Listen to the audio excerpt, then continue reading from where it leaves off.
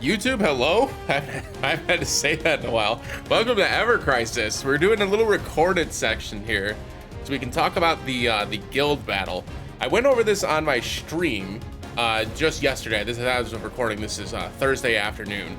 I went over this on stream because I had thought that when I read through the actual guild battle that we would be able to use things like elemental weapons. It would just involve a little bit of like finagling, and I was wrong. Okay, I'm just gonna call it what it is. I was wrong.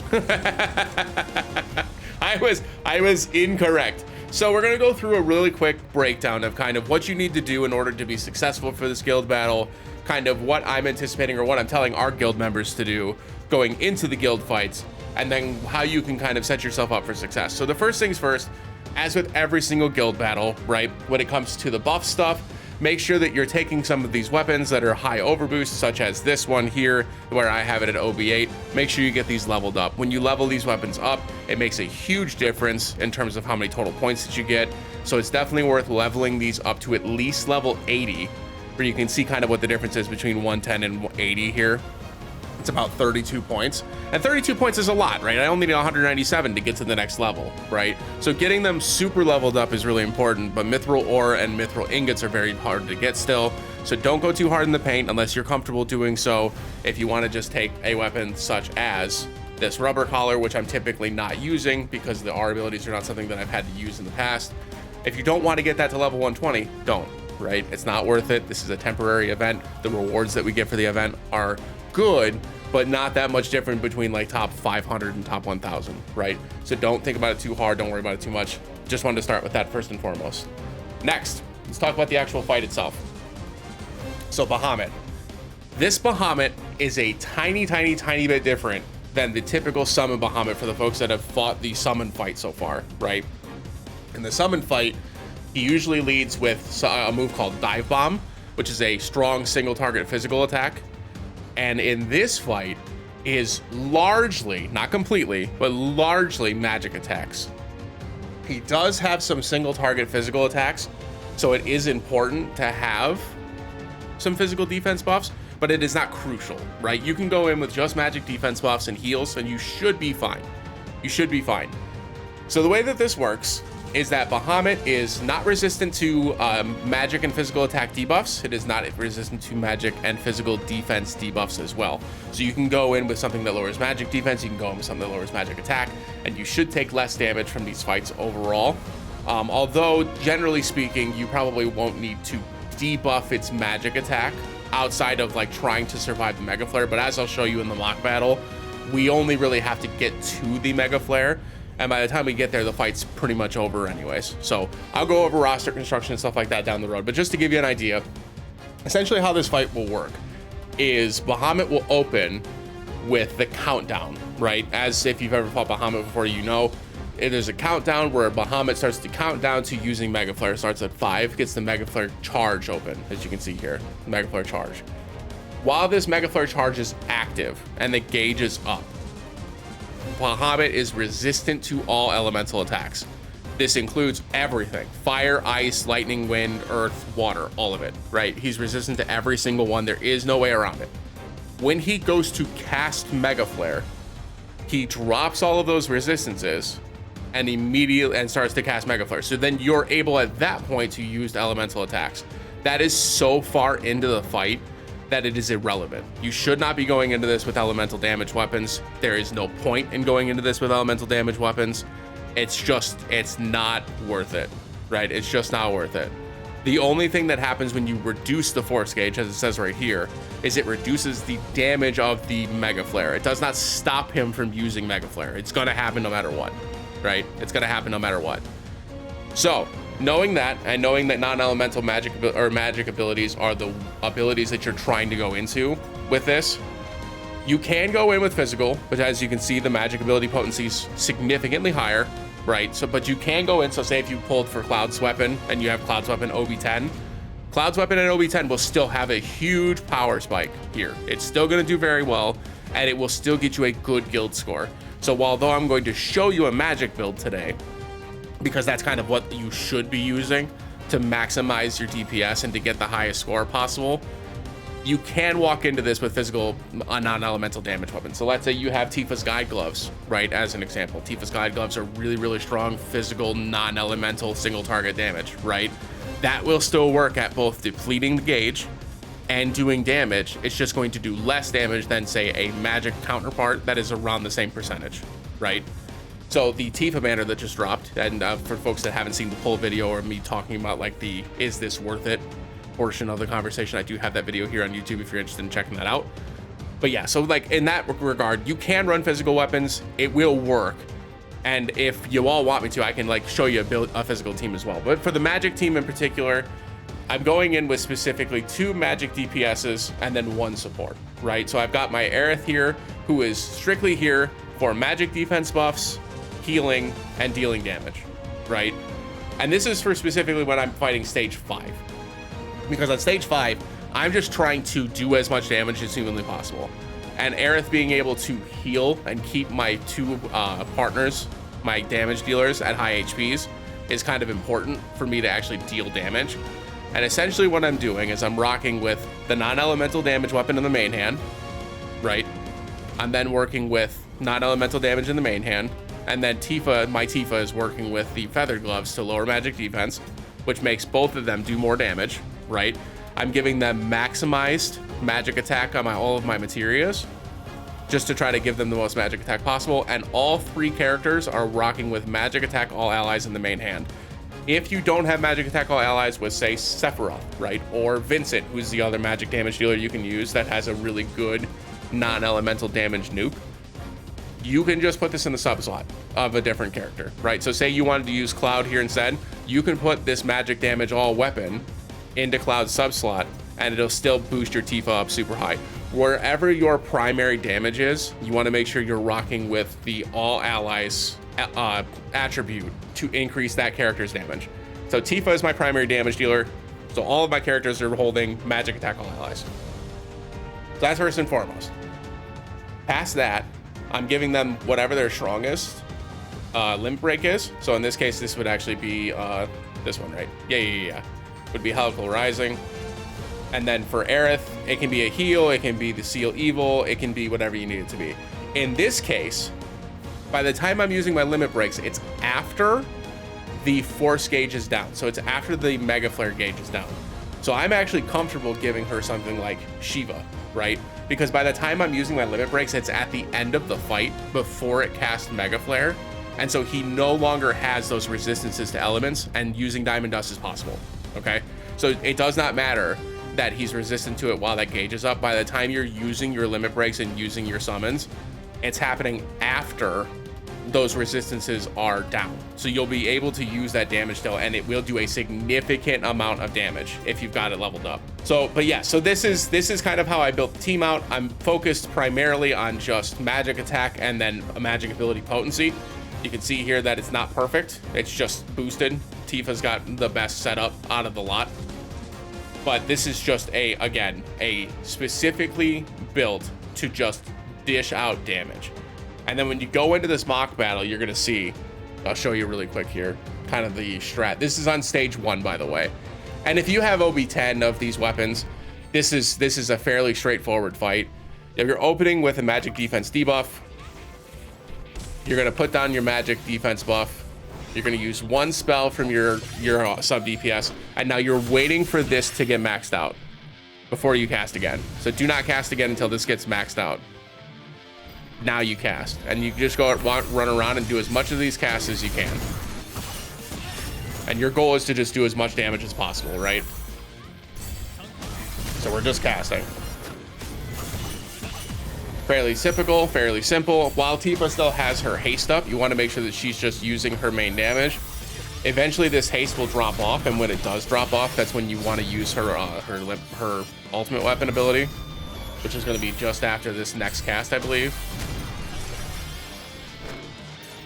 This one here, I think, is when it drops off. Okay, and so now I use Tornado Shot. We're going to use Flash of Steel.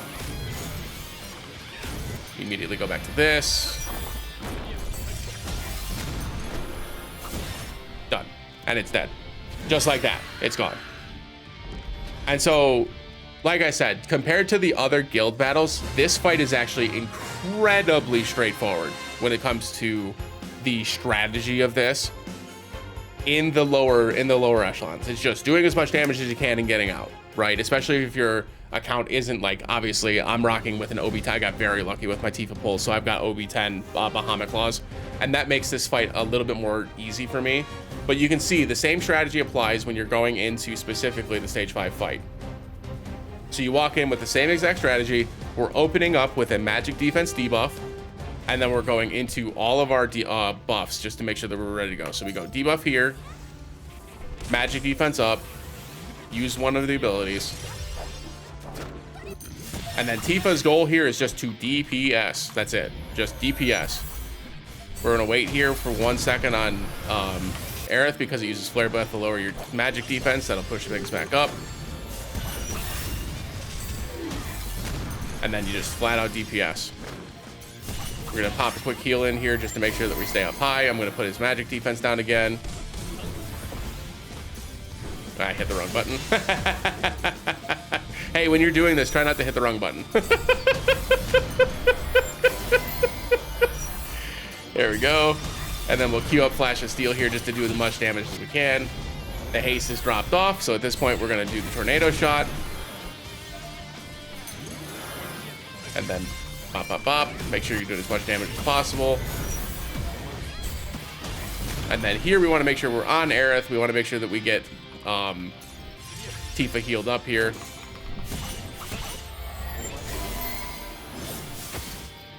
Perfect. And again, we're just trying to DPS race here.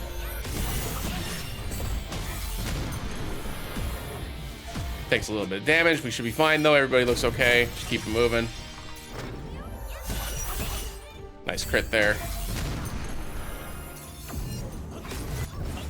Here comes Dark Aura.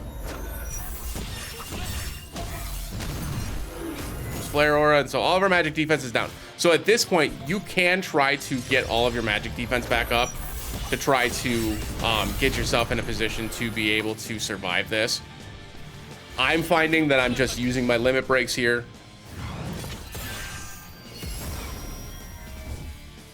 Getting as much damage down as possible.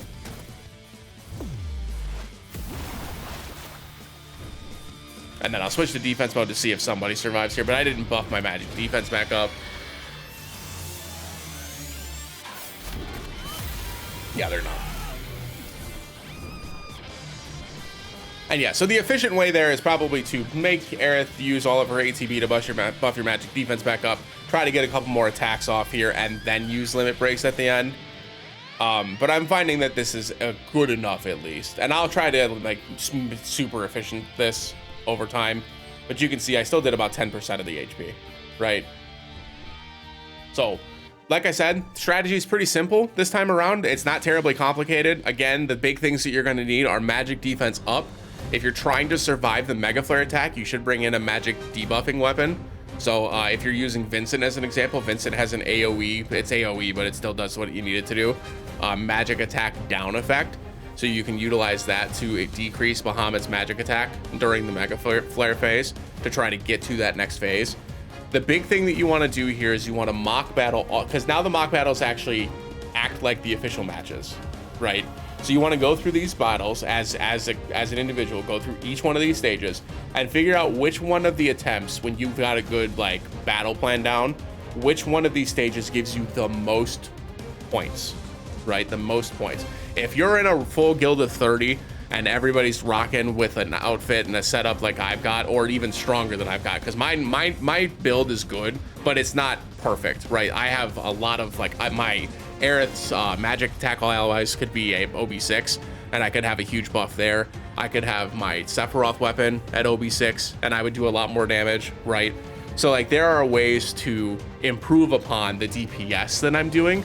It's mostly just the idea. I want y'all to use this as a way to like, this is how we're going to build our team, right? Your primary DPS is going to be rocking with their strongest non-elemental damage, their strongest outfits, the strongest materia that give them the most stats and just offensive power, and then sub-equipment that also boosts their offensive power. Is the Silver Staff the most efficient sub-weapon for Tifa going into this? No, it's not. What would be better? There are a couple options, right? You could look at things like Electro Cannon, which would probably do a better job of giving me both magic attack and boost magic ability potency, right? You could also look at Tiger Claws, which is a very, very strong weapon that would also max out her magic attack while giving her now 15 points of boost crit potency that make her crits do 40% more damage, right? And that might be a DPS increase that's worth it. Because remember that we're rocking with a ton of percentage stuff here, and crits are massive in this. 40% of critting on a 1.2 million hit and getting a 40% boost to the critical strike on that is an amount of damage that we will not see outside of guild battles. So those type of things are important to note, and it's good to play around with your own builds and with your own setups. Just like before, when it comes to guild battles, make sure that you're prioritizing getting your characters built. If that means you need to lose out on, say, a 400 point weapon here, and that drops you down a couple of levels, but it makes your character significantly stronger, use the thing that makes you significantly stronger, right? Because you can go here and do it like by, I can just do by level here. And you can see that there are other options available, right? Like this one gives 84. It's not that great, but it's available. There were a couple up here that gave 300. That's only a 100 point difference, right? So you can do one of those. There are a couple of options that are probably even Zack and Red 13 options that I wasn't even using yet. I think Black Whiskers is one that I haven't even put on yet. So that's an option as well. So it's food for thought that like those are options that you can put on here. I don't even know why Black Whiskers isn't on here actually. But yeah, so focus on building your characters out and then auto formation your buffs to get your buff set up. In terms of prepping for the actual guild fight or putting you in a position to do well, to get the most efficient stat sticks, meaning like materias that give you the most stats, you want to try to build these ruins. These are non-sigiled ruins that go up to at 5 stars. They do 374% damage. I currently have my Aerith running one of these ruins in her magic damage boost slot with a 20% boost. That 374% damage is doing around like what is it, 374 times 20% is like 448, right? So it's doing about 448% damage, give or take, right? That's about a 20% boost on the 354. Her best, this is her best non-elemental weapon that she has access to at OB10 does the most damage, 540%. That ruin is only 100% less damage than Nightbloom at OB10 on the Sun Umbrella, right? So there are options here that you have that are good options with the ruin spells. Don't neglect the ruin spells. That ruin spell is very, very strong, and they're very cheap to make, which is also super important. But on top of them being very cheap to make, they also only take about 50 minutes to do. And if your guild has been leveling up materias, it's really easy to just do 4 points here and then max this out to 7. And this gives you a 3-star guaranteed to build this out and have a really good shot of getting a 4-star or 5-star materia. If you get a 4-star or 5-star materia that has magic attack percentage as one of its substats, it's worth leveling up just to see if you can get something decent out of it. Wanted to touch on that really quick. The other thing that y'all can work on is on the high wind, which I will collect really quick so it doesn't boost out. Specifically the ones that you're looking for are these 2 power orbs here. This one increases physical attack. This one increases magic attack. The magic attack one is the easier one to get higher up overall because this is just total damage dealt in battle. So if you have not maxed this out yet with every single one of your characters, all you have to do is use characters outside of event battles and just do this total amount of damage. You don't have to do 500,000 in one hit. You just have to do 500,000 total, right?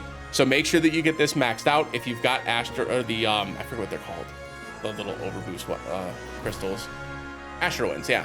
So if you got the Astra Winds to overboost this, it's a great opportunity to get this overboosted as well. I already have this maxed out. 11.5% is as high as it can go.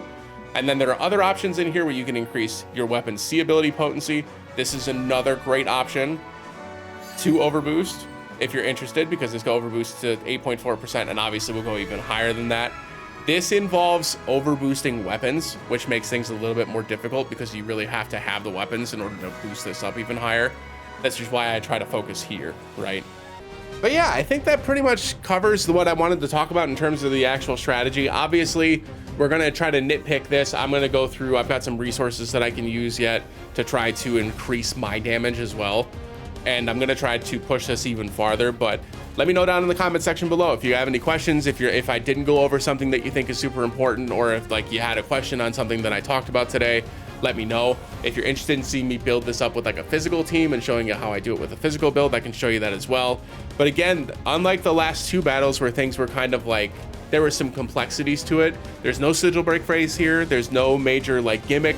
This is just a DPS race. This is just a fight. You just need to go in, make sure that you've got the magic defense buffs to survive some of the regular attacks that it shoots off. Make sure that your non-elemental damage is set up in a way to do the most damage as you possibly can, and just figure out which of these 5 stages works best for you.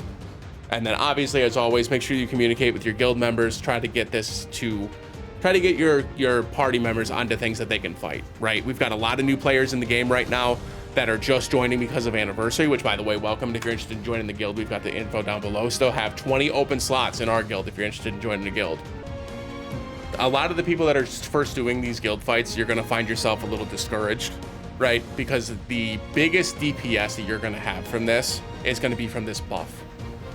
And if you haven't been playing since day one, or if you're not a whale, you don't have a lot of overboosted weapons here to get this damage number this high, right? And as you can see, if you've only got it at 11, it goes from where I'm at, which is a 665% boost. Let's say you get it to level 11. Level 11's 445%. That is a 200% difference, right? That is a massive number, a massive number. So if you're only at level 11, level 20, right? Do not get discouraged if your points or your percentages, the things that you're seeing, the damage that you're dealing is not as high. This is simply because the people who have been playing the game since day one have an advantage in these fights, right? They do. They have an advantage in this. So find which works best for you. Do the best you can. Make sure you're vocal with your guildmates on how much you can do, how much percentage you do. And again, when you're going through these fights, the biggest thing you want to focus on is the points that you get, because the points are what they're calculating by. I do 164,000 there, and then now that this is maxed out, we'll do one full blast hit. 746 crit, and now we retire. So I did all that damage, roughly 1 million damage, right, give or take, which is a lot. Again, that's not a small number. But then we do the 1 million damage, we get 1%, don't look at that, right? We're not looking at 1%. This is how many points I got for clearing that, right? And I got that from doing that much damage in the fight. The higher stage bosses give more points. So if you're able to do a nice amount of damage to the stage 5 boss, you may find that you're giving your guild more points overall. And that's where you're gonna have better placements. So just food for thought for the folks that are not necessarily whales in the game, mostly free to play, even casual folks that are not like pushing super hard and are just trying to have fun with the guild battle. That's where you're gonna find the biggest bang for your buck, is trying to get the most points out of each attempt. Other than that, I think I went over everything. Like I said, if you have any questions, leave them down in the comment section down below. I appreciate y'all watching. If you haven't already, make sure you like the video, comment, and subscribe. I've been trying to post some more Ever Crisis content because I really do like this game quite a bit. We do a variety of content here on YouTube and on Twitch. We're also going through a Final Fantasy marathon on Twitch, so we've already gotten through Final Fantasies 1 through 6, 16, 7 Remake, OG, and Rebirth. And we just started Final Fantasy 8 as well, which those VODs will be coming up here on YouTube shortly. I actually had one out already, and we've got another one coming out on Saturday. So if you're interested in checking those out, feel free to check those out. Like I said, if you're interested in joining the KatKrew Guild, you can check out the details down below. And yeah, I appreciate y'all watching. And as always, we'll see you again in the next one. Have a great day, everybody. Bye.